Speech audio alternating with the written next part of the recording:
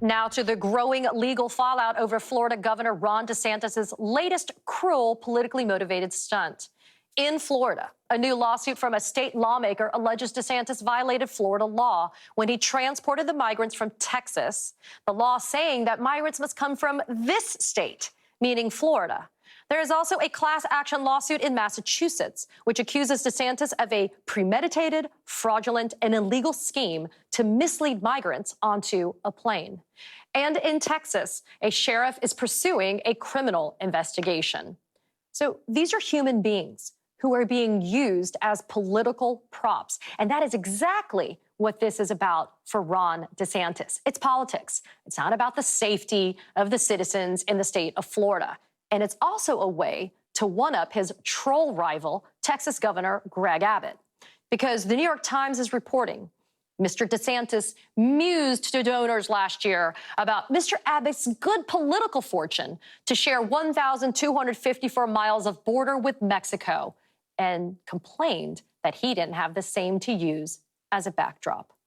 Joining me now is Florida State Senator Jason Pizzo. He filed that Florida lawsuit against Ron DeSantis, the Department of Transportation, and other defendants. Senator, thank you so much for being with us tonight. Tell us more about your lawsuit and, frankly, why Ron DeSantis has a very serious problem with his legal defense. Thank you for having me, Katie. Ours is very simple, actually. A law that just recently passed a few months ago in legislative session up in Tallahassee effectively said that only unauthorized aliens from the state being Florida. When you go and you reach into another state and you put people up in motels and pay for food and even haircuts and give them a nice information packet on their connecting flight to Martha's Vineyard, you're flouting the law that was just passed by your party that basically says that $12 million that's allotted for this can only be used in Florida. And this is the ultimate checks and balance. The passion and emotion, the inhumane treatment, all of the adjectives and superlatives to describe how horrible this is, ours is very narrowly tailored. It says you made the rules of the game and you can't comply with it. And it's actually very simple. Senator, what about the fact that those two planes that took off in Texas actually touched down in Florida, albeit briefly, but they were in Florida before they ultimately ended up in Martha's Vineyard? Does that affect the strength of your lawsuit against Ron DeSantis in any way? I'm sure the state's going to try to say that that's enough of a nexus or connection to the state of Florida. Federal law is pretty clear, 49 U.S.C. 46501. It basically says a plane remains in flight unless it's been forced to land, or the other exception is that doors have been opened for disembarkation of passengers. In this case, I think at most perhaps a minor crew change, but no migrants either entered nor exited the plane when it touched down in Florida. It's not going to be enough of a nexus.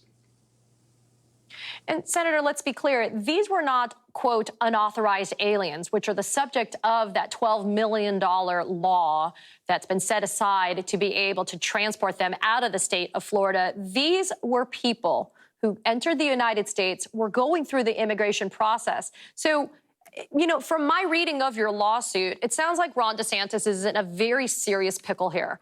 They're either unauthorized aliens that he transported into the state of Florida in violation of his own laws, or they weren't unauthorized aliens. Yes.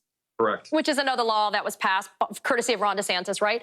Or they weren't unauthorized aliens. They were allowed to be here as they were going through the immigration process. And Ron DeSantis violated his own law by putting them on the planes and schlepping them from Texas to Massachusetts, and frankly, and fraudulently inducing them to do so. I joined the governor, lieutenant governor, and most of my colleagues in agreeing that Venezuelans live under a tyrannical regime. It's a dictatorship. Over the past few months, both the lieutenant governor and the governor have said the same, that there's a stark difference, the lieutenant governor just recently mentioned, a stark difference between illegal aliens and those fleeing to seek asylum. And Venezuelans are asylum seekers. They were paroled in. We've verified. So, Katie, to your point, two bills passed this session. One was an anti-immigration bill, SB 1808 in Florida. The other one was a General Appropriations Act. DeSantis has to pick and choose. Does he want to say they're unauthorized aliens or not? Does he want to say from Florida or not? He has to pick either one, and both, whichever he picks, he violates the law.